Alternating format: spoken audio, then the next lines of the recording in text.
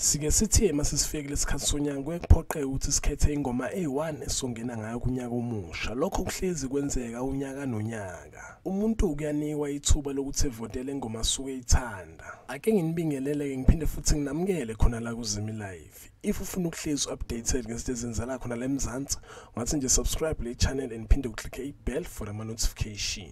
Mase sifikile isikhathi sonyaka impela kuyakuphoqeka ukuthi sivotele isong of the year. Namhlanje kwivideo esikhuluma ngayo lapha uKhozi FM olungaphansi kwakhe lapha eSABC.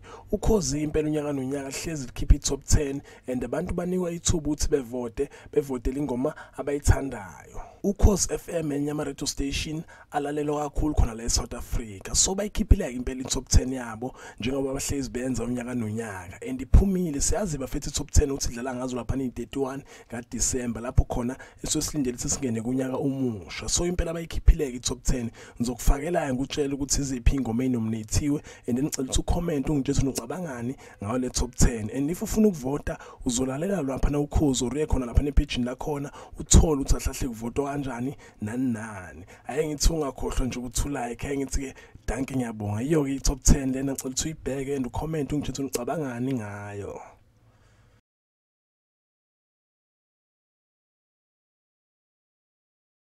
Ngiyathemba ukuthi uyabona impela lapha escreenini. Sinawo lapha uGalo noBhelo ikhula. Siphinde futhi sibe nawo lapha ama-siblings uthando lwami. Siphinde futhi sibe nayo lapha uMakhathi iGanama. Siphinde futhi sibe noDJ Maphorisa izolo.